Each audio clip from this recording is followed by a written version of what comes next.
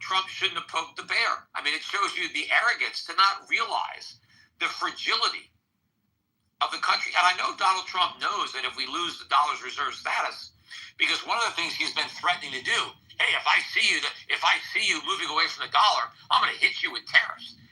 He said that nobody better move away from the dollar, or I'm going to tariff the hell out of you, right? So he knows that that's kind of our Achilles heel. Yet he still risks it. And that's the ultimate.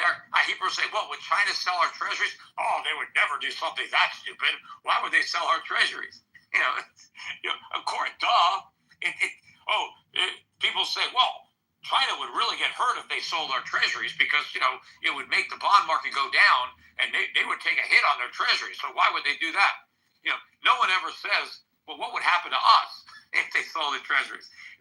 It's way worse for us. In fact, if China sells its treasuries, it's good for China because they were going to lose a lot of money if they held them. So the sooner they can get rid of them, the better for China. Peter, isn't there? I think a lot of people on Twitter focus on the stock market, but where you can see, the fragility you talk about is in the bond market. And it just seems like the average, Twitter or financial expert doesn't really understand how bad things are and how levered up funds are and how quickly this whole thing can really everybody is clueless. They think the Fed is full of a bunch of geniuses when they're actually economic imbeciles. They created all the fires that people credit them for putting out. And they put them out with gasoline. So they're always going to come back worse. People think that they were able to solve the problems because they don't understand the problems that they actually made worse. And that's why, I'm never surprised by this bad stuff because, it's exactly what I say is going to happen. They're constantly surprised by all the things that they never thought were going to happen, which is why, when Powell said that, we're not going to have stagflation, he said, I can't see the stag and I can't see deflation. I was on my podcast saying, well, that's going to go down as subprime is contained and inflation is transitory. I said, there's so much stag, there's so much inflation. It's amazing to say that he doesn't see any evidence. There's evidence all over the place. He's got to be completely blind to that. So the guys that we think are so smart are clueless. They're absolutely clueless. The economic professors, the ones that rise to the top, they're a bunch of Keynesian fools. That's why they have their jobs. And the guys, the Wall Street economists, are mainly there to help Wall Street sell bonds and stocks to the public.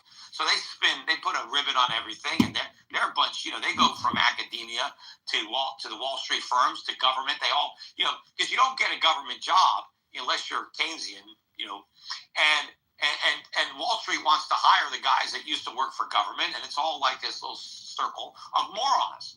And they're all surrounded by themselves, and it's like an echo chamber, and they all reinforce their moronic economic views. And so this is just going to be a disaster, But anyway, I'm not going to go anywhere because we got, a lot of people on the spaces. So I'm willing to keep talking. But I got to take a couple-minute break because I ran out of water. And I have, I'm on antibiotics now, so hopefully that gets, I've had this thing, and it's been in my throat. But I got to get more water, and I got to pee because I've drank so much water. Now I got to go to the bathroom. So I got to take a 5-minute break. I'm going to leave my phone right here, and I'm going to come back. So if everybody sticks around, I'm going to come back. And again, what I'm going to do is I have a bunch of people that are that can speak. But what you guys should do is just once you've got a mic, just raise your hand, put the little orange wavy thing up, and then I'll just call on you. So and then as somebody speaks, I'll let you drop, and I'll make somebody else a speaker. All right, I'll be back in a few minutes. Hence also any aspiration of impartial order, any which depends for its wisdom on the justice of our perceptions of our own needs, is almost certain to be tainted with the very poison of which nature would purge us. There is in fact only one magical operation of whose propriety we may say we may always be sure, and that is the increase of our sum of energy. It is even indiscreet to